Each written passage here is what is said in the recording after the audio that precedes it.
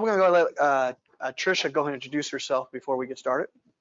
My name is Tricia Trammell, and I am an imaging operations manager at UT Southwestern in the Dallas-Fort Worth Metroplex. I have been in the imaging profession for 25 years. I hope that doesn't give my age away too much. Is my mic not working? The microphones are on. They're going into the computer. There is a speaker in here because it's a smaller room. Okay. You guys can all hear me? Yay. I know some of you from other conferences, so it's a little bit like a family reunion. Some of you guys are new faces for me. So this is my first time at ICE. So I'm happy to be here, happy to be speaking about this particular topic. I'm speaking on navigation after this. That's my little plug. But this is the first time I've ever spoken on incivility in the workplace. It's something that I'm super passionate about. And John and I are really excited to be talking about this. It's something that we've been talking about for years, actually, about speaking about. So we're excited about it. And I'll let John introduce himself. Well, good afternoon. Thank you for everybody coming. For those of you who haven't had the opportunity to actually meet in person, my name is John Beall. I am not an X-ray tech, but I'm an X-ray tech still at heart. I spent 26 years in the Army, work as an X-ray tech. Did the next 3 years working at the VA, and now I work for a vendor whose name I will not say because we can talk about that after if you'd like to. I met this young lady in 2015 with the AHRA. We were volunteering, doing stuff there, and we started talking a little bit about just like we all do. You know, hey, how are you doing? We were doing this at lunch today. How do you guys do this? How do you do that? And I kind of, my time in the Army, I became a pretty senior NCO really quick. And so I was that old fart that couldn't get promoted, but I was always being used by the sergeant, what we call a hospital sergeant major, to cover down for him. So what that meant, one of the things he didn't necessarily want to do was I got to go to all the newcomers briefings. And one of the first things I always talked about was to remind folks, hey, when you're in a hospital, sounds funny, but don't ignore the other people in a hospital. Don't do what I call tile count. That means you're walking down a hospital, looking at counting how many tiles are on the floor, look at the person. I mean, you never know what this young lady is going through when she's walking through the hospital. She may not be the patient. And then I would go to this way, and this is why I would bring it up, say, how many of you here that are not military are military family members? Because I worked in military hospitals, or I worked in a federal hospital that took care. They all, almost everyone raised their hand. I go, so chances are that some of your family members are World War II veterans, Korean War veterans, Vietnam veterans, and they're at that age where something might be going on and they're in a hospital. What if you yourself were walking through those hospitals and you found out your grandpa, your uncle, dad, whatever, had cancer? What are you going to be thinking about when you walk through the hospital? You know, and they're like, they kind of laugh and giggle at me. And then my next thing I always used to tell people was, close your eyes. Think about the last time you went to the hospital. What do you remember that made you feel good? Can anybody remember anything that made you feel good? And some of them laugh, and most of them shook their head like, no. I said, okay, you don't remember when somebody said hi to you or something? Sometimes that interaction sets everything up. And so I always used to do that. And then one day I was messing around, because that's who I am, and I found a TED Talk talking about incivility in this. And I just thought that was the greatest video. And I said, I learned so much from this, whatever. And I would talk about it all the time. And so when me and Tricia started talking, and I was like, oh, this is amazing. And I just thought, this is great. This is something we need to do and talk about. Because up to that point, I myself had been pretty good with everybody that I interacted with because I was in a senior leadership role. So if somebody treated me poorly, quietly or whatever, I'd go take care of that on the backseat. When I got to the VA, and I kind of talked about this in my session yesterday, everything started reverse. And I started feeling the pressure of all this stuff. So it really became important to me in the last 2-3 years about this subject. And me and Tricia started talking about it again. And so wanted to really learn more about this and collaborate with her. And I think you have something to say before we go. So I think we all know that incivility is rampant, and I just wanted to dive a little bit deeper into incivility, what it is, what the effects are. And a few years ago, several years ago, I was teaching X-ray for a college, and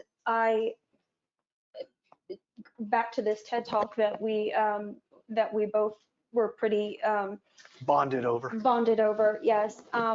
I started every semester when I would start a new class of students, I would have those students as their very first assignment watch this TED Talk and write basically a summary of the TED Talk and what their feelings were about it. Because unfortunately, incivility is not only rampant in workplaces, it's also rampant in schools, and it's rampant everywhere. It's rampant in the grocery store. It's rampant on the freeway when we're driving, right? Unfortunately. I don't know what that pen's for. It's like, question. I agree with that. But, Sister testify, but more importantly, what was the TED Talk? We're going to actually find out. show that. I'm going to show it to you. Yes. So, yes, and I found it to be very helpful. And a lot of these students, I would have them semester after semester after semester, and I would have them for X-ray 1, X-ray 2, X-ray 3, or I would have them for other classes, professional development or medical ethics. And it didn't matter to me what the class was. I would still start the class with this particular TED Talk. So a lot of these students were getting this same TED Talk over and over, and it didn't matter to me because I felt like they needed to hear this over and over and over. Patient care lecture, patient care video I played. Yeah. 2 or 3 times for every. Yeah. So I'm gonna That's let John go ahead and start that. All right. So one of the things that we were looking at this video also, because if you look at it, it's going to be a little bit long. It's about 15 minutes, but it's not long. It's very rewarding when you watch all the parts, and we couldn't figure out what to delete. So we're going to show it in its entirety. All right. So what I'm going to have to do is I'm going to have to, because it's on YouTube, pull it up from YouTube. And can somebody let me know when it pops up on the screen behind me? All right. It's getting there. My head's not in the way? No, Oh, not You that gotta one. drag it over a little. I got you. Oh, and it snuck off, you sneaky little bugger. All right.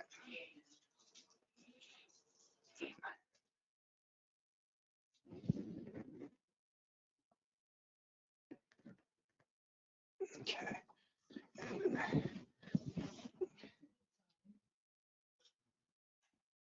Oh no, the audio? Who do you want to be?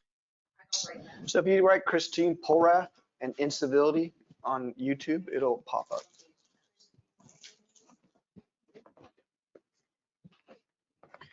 So while we're doing this, out of curiosity, by show of hands, how many people have actually seen parts or seen this video before? Okay.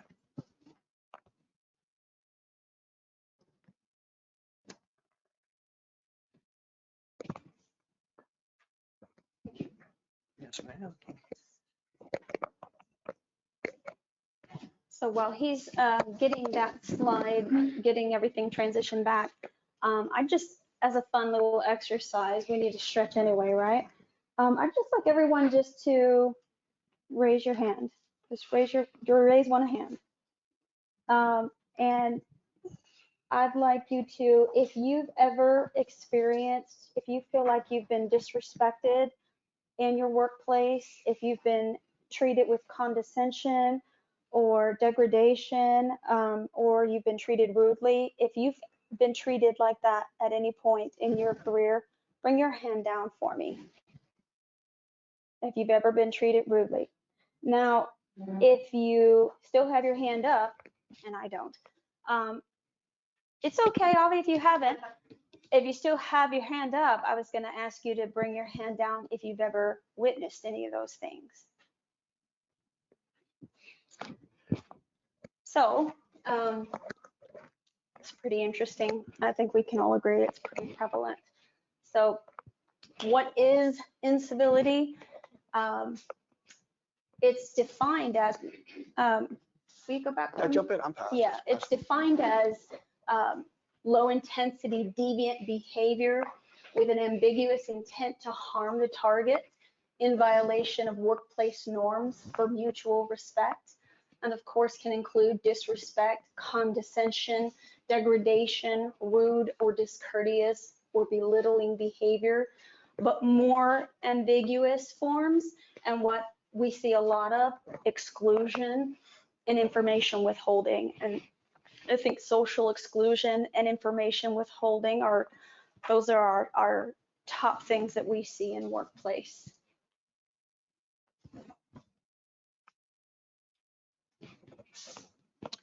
So what it causes, and you know, if you've gone to any of the classes that we've had already so far, some of these things you're going to see across. I got the opportunity to attend Nicole's presentation yesterday, talk about microaggressions.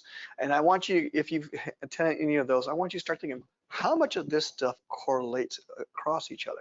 Everything feeds into the team building.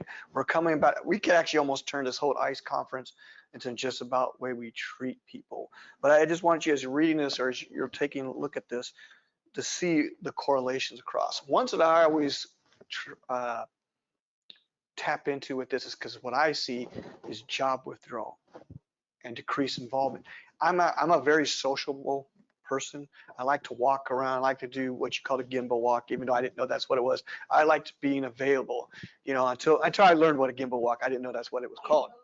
Gimbal walk. So basically you get out of your office and you're in where everybody's at. You know, you're not making decisions from your office. You're walking around in the department. You're seeing how everything's happening.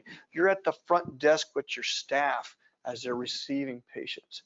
So I got to the point, I've always prided myself that I've known my staff and kind of like their nuances and stuff. And so when I started seeing they weren't talking back to me, or whatever the thing might be, interacting, but you know, talking back, because I'm a fun guy, so to speak, and I try to be, you know, joshing with people, and if they weren't doing it back like they normally would, I was like, oh, Terry's not feeling good today. So I start noticing stuff like that. That was always my first sign, so I knew something's wrong. But then you start seeing all these other things that start popping up, like decreased perceived importance, both of themselves and the job and what they're doing. Like they don't seem that they're part of our mission. And let's be honest, at the end of the day, healthcare is one of the most noble professions you could be in.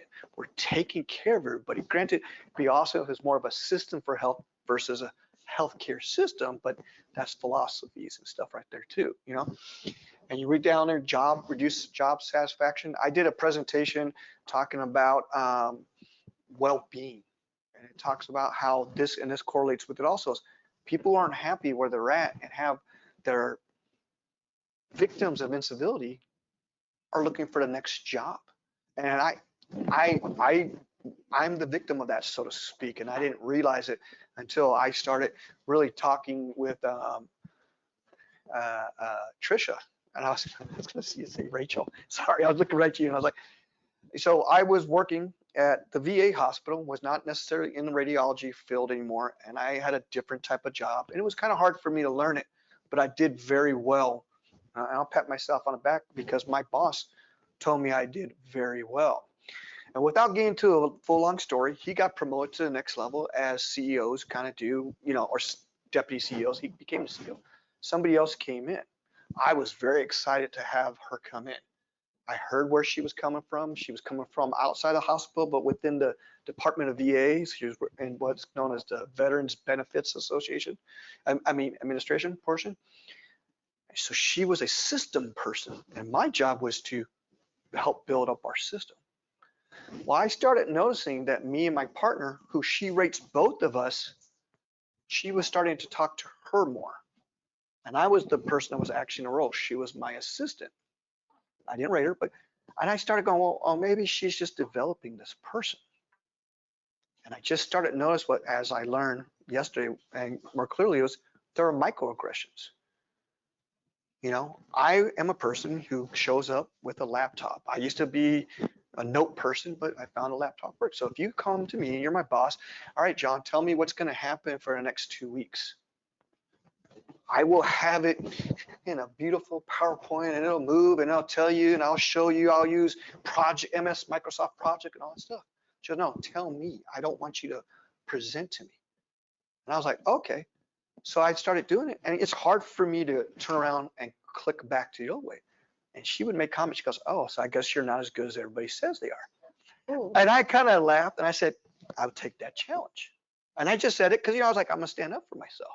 But at the same time, I went home that day.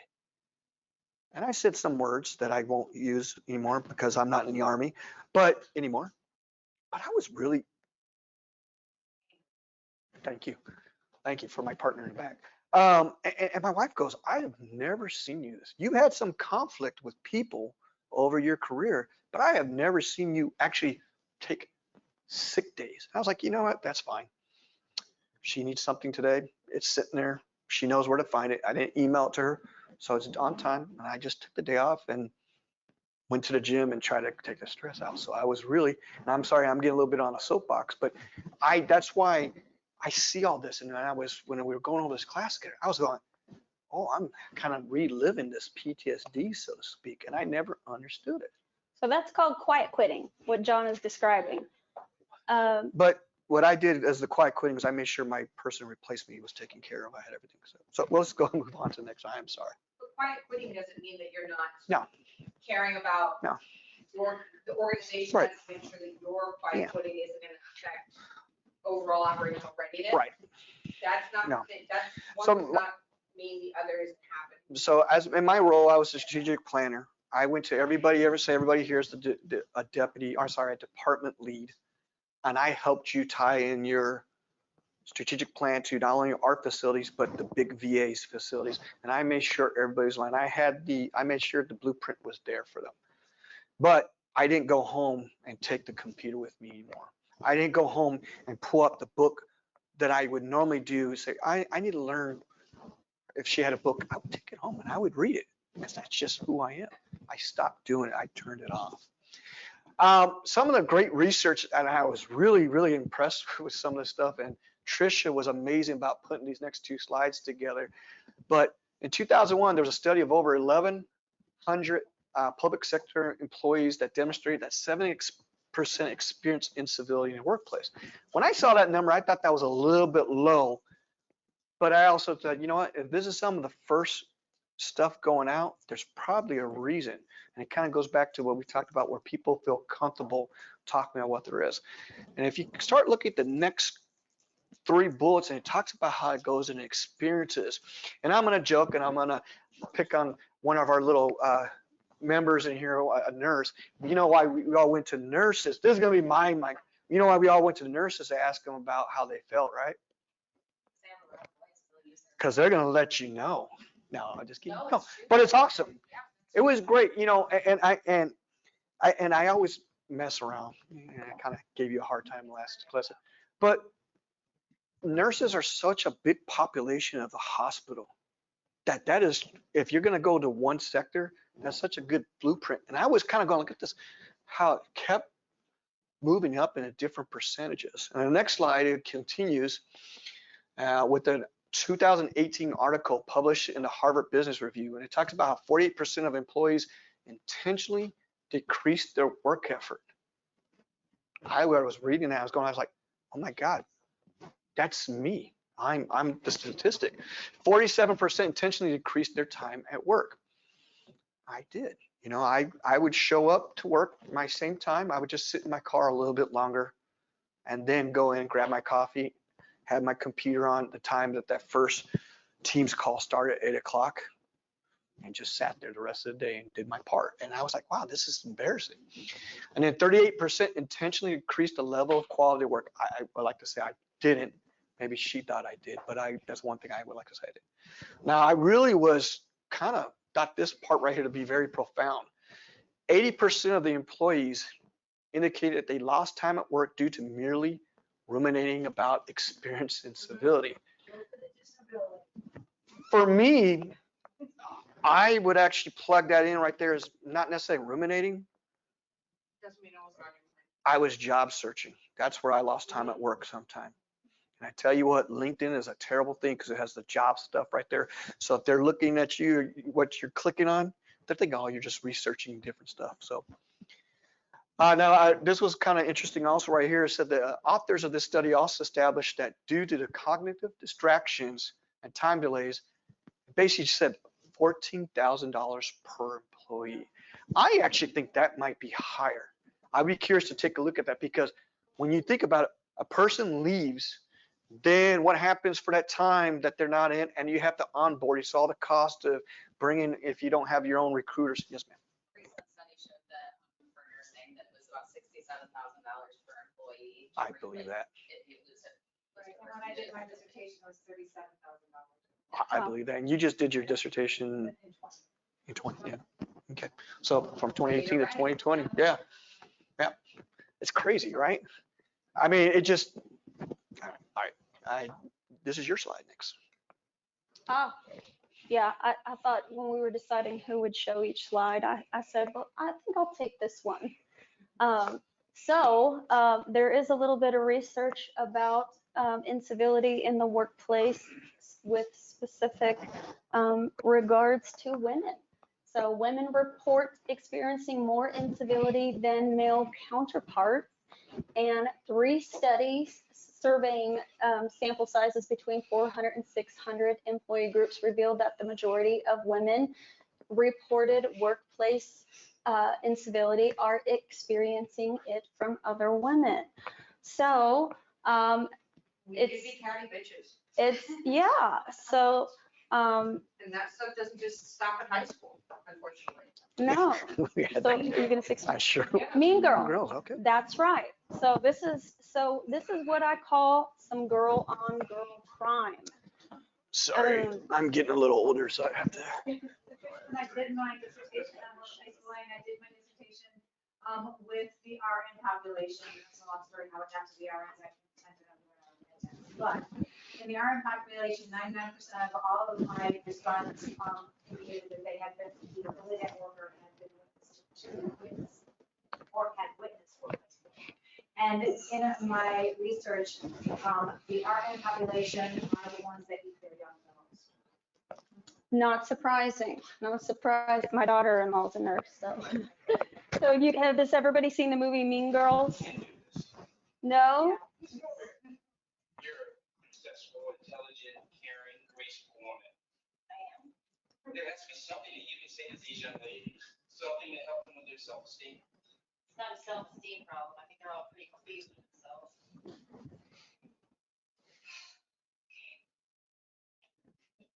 Okay, everybody close your eyes. I want you to raise Oh, your hand if you've ever had well, a this girl was say at something bad Did it start about you. 1:45? Open your eyes. Yes. Now, close your eyes again. And this time, I want you to raise your hand if you have ever said anything about a friend behind her back.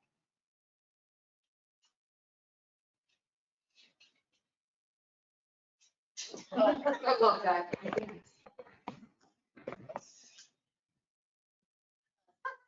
Girl crying here. Okay, so what we can do today is a couple exercises to help you express your anger I'll say it in a right. healthy way.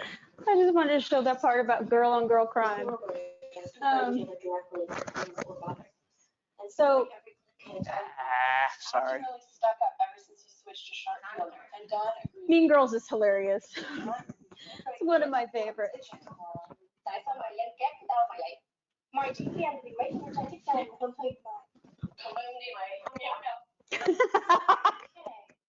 Okay. Can I just say that we don't have a music department at school, and some of us shouldn't have. Sorry, but you guys got a little bit of entertainment. You got entertained for a minute. Now we all are gonna go home tonight and be like, no, we have to watch Mean Girls. Have to watch Part Mean of our Girls. conference today is really important. It's super important. That's your homework. That's for your flight home. Yes. So this is my current read right now. I'm reading Mean Girls at Work. One thing I think is, and I'm reading this for my own self-improvement, self-development, and survival skills. I'm reading this for survival skills. Because do I deal with mean people at work? Of course I do. I live in the real world. One thing I think is interesting about this book is the very first thing it does is it encourages you to examine your own behavior first. I think that's so important, right? We all need to examine our own behavior first. And it provides some good strategies on how to deal with mean girl situations. And it gives you some clarity about motivations. Why are people acting this way? So it gives you some really good strategies and just some clarification on the motivations behind some of this mean girl behavior. And one thing that I think is, one thing that it also has challenged me to do, it challenges every reader to do, is to go on a 30-day detox diet. Has anybody else read this book besides me? Go on a 30-day diet. That's what we're all great at, right? Going on diets. No, we're not great. But it encourages you to go on a 30-day no gossip detox diet. Just 30 days, no gossip. Someone tries to engage you, you just disengage. Try it and see how much freer you are. See how free your life is. So out of curiosity, would the no gossip mean I couldn't watch any of the Real Housewives stuff with my kids? Because I have daughters, we don't watch baseball. I think But we talk about it all the time. That's how I communicate with my kids, that, that's just. I think it means no work gossip. Oh, okay. How you get your dopamine up is that's between you and your television set. But so I'm gonna do this. Yeah. What was your question, Terry? You may be getting to it, but you said the reasons why for that they're this way. Why is there someone that is the hostile, incivil person in the department that ruins it for everybody? And why is that? So let's turn this into a group without getting too far away. Why do you guys think there's somebody like that in your department? So what I learned during the eradication of free bullies from the person is that nobody wants to be the one to figure out and get it done. At what level? Okay, They're doing that, though, they're part of the problem. exactly. You So- allow it to happen. At that point, I mean, nursing, you talk about nursing. You see it in the nursing world as a nurse leader, because the generation above will say, well, I went through it, so therefore they should. It's a generation passed down of treatment and behavior. It's not just nursing, like, No. we talk about it all the time. It's like, yeah, we talk about it with our texts, but they just didn't use the same terminology there, but it's this trial by fire. And so it takes the, yeah. I meant no one it's felt Go that to they slide had to do my 13. dissertation. not insolid at all. It's a true, it's a true thing though. And so it takes the younger generation that I'm proud of them for doing it. They'll stand up and say like, no, I will not allow it. And I'm like, good for you. Like, Absolutely. I'm glad you brought that up, because going back to kind of my experiences, people have been like, well, I don't want to be the one to do it, because one, it's a pain, it's inconvenient, and it's hazing. It's a rite of passage for the next one. But I have noticed that not necessarily your generation, but millennials on have actually said, hold on a step. I will not be disrespected in doing this way. John, you're in charge. You do something, Yeah. or you're going to lose my confidence in your leadership.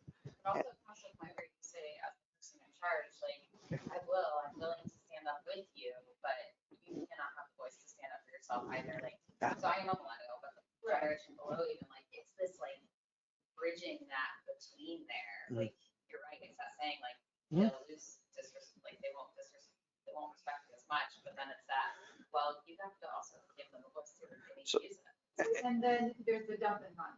Yeah. I'm gonna dump this on you. I'm gonna run, but I'm not gonna back you up when you need. Yeah. So. You do all the work and then bring it to you. Go ahead, and we're going to have to move on after this. Pretty mean people regardless where you go. And, we come into a department, Yeah. it's already very toxic. So you have to establish a culture that you're not gonna tolerate that behavior or mean people. I would say I don't tolerate mean people. It's already hard enough to come to work. We're trying to save lives. So please be nice to each other and respect each other. But when you come in and you try to make people accountable, that's when most people don't want to take accountability. I've had people put on me because I started addressing behavior, documenting, letting them know it's not appropriate. I'm not going to tolerate it. So usually They make their own choices and find their own ways out, but it's a lot of work. And if I may add two things based off what you said. Well, the first thing is kind of what everybody says. We heard about in the video, the gentleman who took over Campbell's Soup came in and he demonstrated stuff from the top. Just, I brought it up before. I think HRO, one of the first tenets of the HRO is leadership engagement, leadership commitment. Okay, so you have to do that. And then when the leadership also comes in, it has to maintain accountability. And it can't be just, I'm gonna go after Terry because she's the one. It has to be accountability for everybody across the board. Now you're gonna have people that are gonna be like, all right, I can buck the system and I'm gonna take everybody with me. It's rough, but you gotta be willing to maintain that environment. Toxic environments get terrible. Yes, and we'll have to move on after this one. I came into a new team a few years ago and a new organization. And after months of incivility across my multimodality, we used our executive leadership group and we made a team chart. And we had the team members come up with the statement. So if we're looking at how we're going to be accountable to each other with our behavior, what will be our acceptable interpersonal engagements? We called them above and below the line behaviors. It was, this is, spoken, this is your standard of conduct for any organization. But it was falling short on the team and said, now you guys are going to create this. And in those situations where we have to communicate because we're taking care of patients, if you're experiencing disability, you, in that conversation, need to hold your colleague accountable for it. Here's your charter that says, in no certain words, no eye rolling, no, negative body language, no talking about people behind their back, because you had to specifically say that, though, that's unacceptable to me and I won't let you do it. And I'm gonna say, hey, I love that. this might not be a great time to approach it, but I did see you roll your eyes. I know this is not a comfortable conversation, but that's not cool. And if you're unable to do that in the moment, say, okay, right now is not a great time because I'm not in a good headspace, but we're gonna promise to come back to each other. Let's round back later. We owe it to each other to be able to communicate and clear the air. And if my team couldn't do that and they gave it an opportunity, then guess what? I step in and I'm holding you accountable. And that charter means, unfortunately, we've got a disciplinary action now in your file. So it wasn't anymore like, you come to me and now it's my problem to fix, but you haven't, as people and professionals, attempted to do it together. Then if you can't do it, don't get me involved because you know where it's gonna go. Right. And that made them step up and go. And in those moments, I would grab when I would, because they come in, this person's saying crap about this person, be like, okay, no. Mhm. And I would pull both of them into my office at the same time, but we can do this really simply. Either I can be engaged in this conversation, or I can sit here and bear witness and y'all work it out. But this way, there's someone to bear witness to the conversation.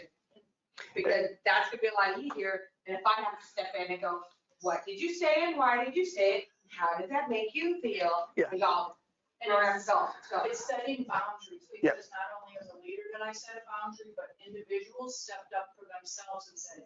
And what I like about what you said is, thank you for sharing that. "Approach my She- boundary." She did something that I thought was really good, and not everybody does, is they brought the group in to do the standard. So that group got buy-in. They added with their culture, so they felt they're part of the organization. One thing I want to caution everybody when you do that, because I've been in a place where they do that, is make sure whatever the employee handbook is, whether it's the union standards or the HR, is that it's okay to do that. Otherwise, that's a great thing because they get the buy-in of who they're working with amongst you. Yep. I didn't have any Yeah. part of it, right? Okay.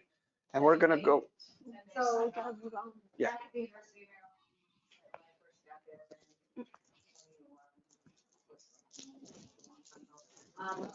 I walked into a threefold bullying. We could just talk. It's, And we did the same thing. Everybody had to participate. Everybody in the department didn't get by. Night shift, day shift, swing shift, everybody had to do it. Everybody had to create the above and the below the line because what we will accept and we won't accept. And everybody had to sign it, and then they had to send it to senior leadership because leadership was not allowed in the meeting. I had HR's buy-in, HR sent us a counselor, the counselor worked with them every day for a week. That's awesome. So some of the things I'm gonna let you go ahead and Okay, you're so- stronger at this than me. So we just brought some tools for you guys to look at and something you can take back, something tangible. There is a workplace incivility scale. This is something you can use to assess yourself. You can share these tools with your team. There's an emotional exhaustion scale. And then there's also an adaptive performance inventory. These are tools that you can use on yourself with your team just to assess yourself and your team. But we've got a lot of slides, so if we want to just. Well, we would have get done, through but it. I really appreciate the interaction. That was great stuff. But what I would like you to do, maybe when you have time flying home, is take a look at it and do it on your own assessment. Take a look at it, at least the first portion right here. You might be surprised what your gut tells you. Of course, we've already kind of talked about why this happens to a certain time. It's passive leadership. That's probably the big one. And I talked about leadership commitment, and there was an example with the Campbell soup being actively involved. I don't know if I would have ever wanted to go work for a company that looks like a jail itself. Every time I hear that, I'm like, that's crazy. But then I was in the military for all the time. Lack of civility norms. It's kind of funny. Some of you guys talked about some of the examples that you guys use to bring in norms just within the own interaction amongst yourselves. Socially unsupportive climate. I think we've talked about that. Now, the perpetuators of the incivility often have personality traits that include anger, entitlement, manipulation, cynicism, amoral, emotional instability, and psychopathy. All words that I have to slowly say so I don't trip over. You gotta shrink too. What's that? You gotta be a shrink too. Figure out what's wrong. So let's just get down to the bottom of how do we work on our culture at work? What are some methods? What do we do? How do we build a culture that doesn't have this kind of incivil culture? So we want to work on having a culture of psychological safety. We want our team to feel psychologically safe. We want them to bring their authentic selves to work every day. That's like my big mantra with my team. Bring your authentic self to work every day and feel psychologically safe to do it. We assume the best about people. That's really important. We as leaders, we need to be the role models of civility. Avoid absolute thinking, because life is lived in the gray. You know, if you absolutely say you're not going to marry a short man, guess what? You absolutely will. So don't do it. We're not married. Friend. My husband's really tall, actually. Really quick and.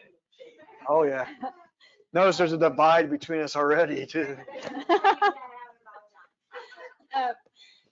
Compliment people, but be genuine. You know, whenever I'm doing mammography, I try to find something positive about every patient, but genuine. You know, I really love your haircut, or your earrings are really pretty, but I mean, with your team, just try to compliment people, but be genuine. And guys, you have to be a little careful about that because you can't be weird, right? So be careful about that. But take an interest in people, ask questions. You know, I know my team, I know about their lives. I care about them. So take an interest in people. Think before you act and speak, use measured speech. Understand your emotional hot buttons. This is a big one, guys. Look, if there's some things that just don't need to be talked about at work. You know, if talking about religion is going to fire you up, don't talk about religion. If talking about abortion is something, or if talking about sexual orientation, whatever it is, if there's something, Terry and I were talking about vaccines earlier. We can talk about anything, Terry and I, because we're BFFs like that. Some people get really fired up talking about certain things. If you have a hot button, don't talk about your hot buttons at work. Save that for your own personal life. You know, when we were going over this, I saw 3 of these that really stood out for me. And that one was that bottom one. But assume the best about people. I don't know. Maybe it's the short guy in me. I'm always thinking somebody's out for it. So I've had to learn to say people are not intentionally trying to do something. They're not trying to get over. Yes, they are. Yes, they are. No, they're not. Yes, they are. Yes, they are. Okay. And then Being a military guy, everything was very regulatory, except for when I was doing it, I was skirting. But it's kind of hard. So you got to look at these and go, all right, what are your shortcomings yourself to work on? Some more that we can look at is don't label people, millennials. I've said it a couple of times intentionally Yes. to kind of bring that up in preparation for this. There's a generation different, and it's okay, but not when you're doing it Not to when you're saying, polarize the group. Yes, millennials so entitled. Make We've it all heard that. microaggressions. Or my daughter says, I think you might be a boomer because you're so old and young. All right. Blondes. Anyways, rely on You facts, wanna not set it. feelings. Let's make it, let's make it to the point. Don't be afraid to stand up for others as well as yourself. Create an environment that's safe from retribution, and sometimes may not be with your own section. Maybe you have to go to the HR or to the EEO rep, whatever, and you've got to start somewhere. Thanks others verbally and writing. When he said how many times he's written somebody to say thank you, I was blown away. In a previous organization, I would reach out to folks to help donate money for our education. And for ones who did a big one, for some of them that I would write thank you notes to them. And I tell you what, that was very tiring, but I felt very rewarding about it. And the reason I kind of did is because that young lady right there did it to me one time. And I said, wow, she took the time to do it for me. And it was amazing how good it felt. Now, there was no promotion or anything in it, but it made me feel good. And sometimes that interaction is just great. They talked about the use of 10-5 rule, or as I like to call it, don't count Does the everybody tiles. know what the 10-5 rule is? Has everybody heard of it, seen it? Yeah. It's so easy. When you're within 10 feet of a person, you smile. When you're within 5, yes. And it's just so easy. It's just, but I come on, Terry. It's just that easy. And if you're self-consumed and you're just in your own world, then you're not going to notice that person that's walking around dazed and confused and lost and they need directions. But if you're present and you see people, you're going to see that this person is lost, they need help. That's really the point. And I like that she brought up the cell phone. I actually was getting counseled by the person because it was my turn to be counseled for my annual eval. She was on the computer the whole time, and it wasn't the eval. She was responding to people. Okay, I get it. You're the deputy director of one of the largest VA healthcare systems. We have all these clinics, all these thousands of people, but you're supposed to be their mentor. And I sat there and I go, I said, man, I used to do this. So there's always that time you might be waiting for a call for somebody. So, I've learned to say, hey, John, we're going to do this just so that you know the CEO is going to be reaching out to me. He might call, so I'm going to pay attention, but I'm here with you, and do that. But just so they know it might be a little bit of a break because you feel like you're part of the organization. I know some of this sounds funny, but it's true. People respond if they're already going in there and then go back to take it seriously and teach it to your team. There was a story one time I went to, and as a senior NCO, as a senior leader in the hospital, you didn't go outside and do what we call police call. Police call was going outside the hospital. In addition to the cleaning crew, we would pick up trash so that it looked clean. I would go out there because it's my hospital. I wouldn't go out there every time, but it's my hospital. Someone made a comment and said, Sergeant Beall, or actually Master Sergeant Beall, did you get in trouble? You're picking up trash? I said, no, I'm cleaning up your hospital so that people are proud to come here. And I turned around and then I probably should have said it later because I apologize. I said, if it wasn't me, if not me, then who's going to do it? And we've kind of had a talk too about that before. If you're not doing it, then who's going to be the arbinger of change for it? Okay. So.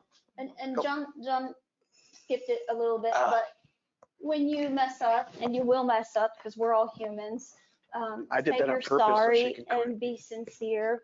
And I don't mean apologize, because apology means to make a defense for. I mean, say you're sorry. Because, people make mistakes and you will make a mistake. So be genuinely sorry when that happens. And it's interesting, sometimes people will say, well, I'm sorry you feel that way. And that's okay, but it's not, if you hurt someone's feelings, aren't you sorry that you hurt their feelings? I mean, that's, We're not sorry. We're just saying that. There's a big difference between I'm sorry you feel that way and I'm sorry that my actions caused you to feel that way. exactly. With them, There are two differences. empathetically, saying. So, I've used both, I'm not gonna lie. I'm a to recovery, me, there's a too. difference between an apology and I'm sorry too. So anyway, So the next couple of slides really are just the sources that we use. And if you guys, I believe the slide deck will be available online, but this were all the research that she got, and she had it right here. On behalf of Tricia and you guys, I thank you for being so patient and just switching over and actually proactive and helping talk about your own experience. I think it's great. There's the scanner up there. I know we have one more round of classes before we go. Thank you for your time.